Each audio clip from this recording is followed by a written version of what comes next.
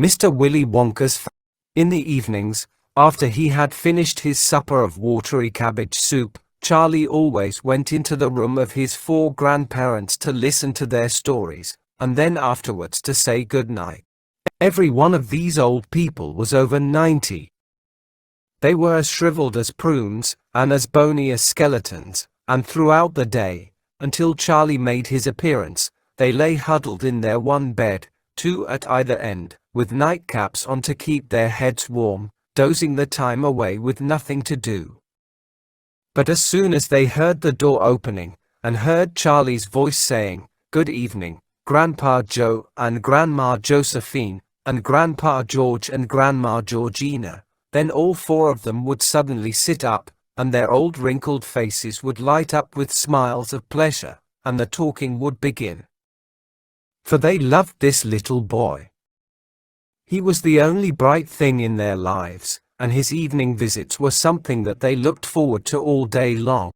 Often, Charlie's mother and father would come in as well, and stand by the door, listening to the stories that the old people told, and thus, for perhaps half an hour every night, this room would become a happy place, and the whole family would forget that it was hungry and poor. One evening, when Charlie went in to see his grandparents, he said to them, "Is it really true that Wonka's chocolate factory is the biggest in the world?" "True," cried all 4 of them at once. "Of course it's true." "Good heavens, didn't you know that? It's about 50 times as big as any other. And is Mr. Willy Wonka really the cleverest chocolate maker in the world?" "My dear boy," said Grandpa Joe, raising himself up a little higher on his pillow, "Mr. Willy Wonka is the most amazing, the most fantastic, the most extraordinary chocolate maker the world has ever seen. I thought everybody knew that. I knew he was famous, Grandpa Joe, and I knew he was very clever." "Clever," cried the old man, "he's more than that. He's a magician with chocolate. He can make anything he wants. Isn't that a fact, my dears?" The other 3 old people nodded their heads slowly up and down, and said, "Absolutely true. Just as true as can be." And Grandpa Joe said, "You mean to say I've never told you about Mr. Willy Wonka and his factory?" "Never," answered little Charlie. "Good heavens above. I don't know what's the matter with me. Will you tell me now, Grandpa Joe, please?" "I certainly will. Sit down beside me on the bed, my dear, and listen carefully." Grandpa Joe was the oldest of the 4 grandparents. He was 96 and a half, and that is just about as old as anybody can be.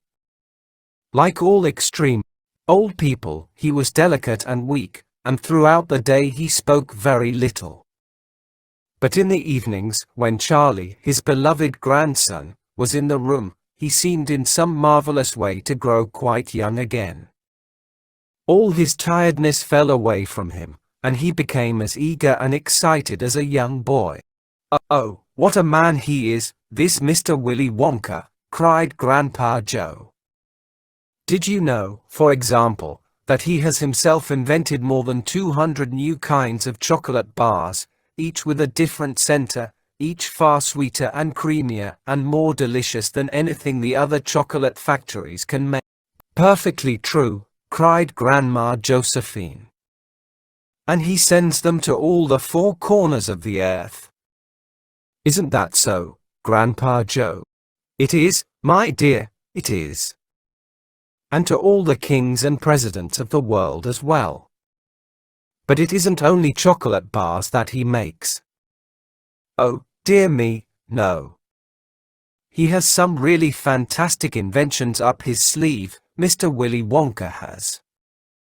Did you know that he's invented a way of making chocolate ice cream so that it stays cold for hours and hours without being in the refrigerator?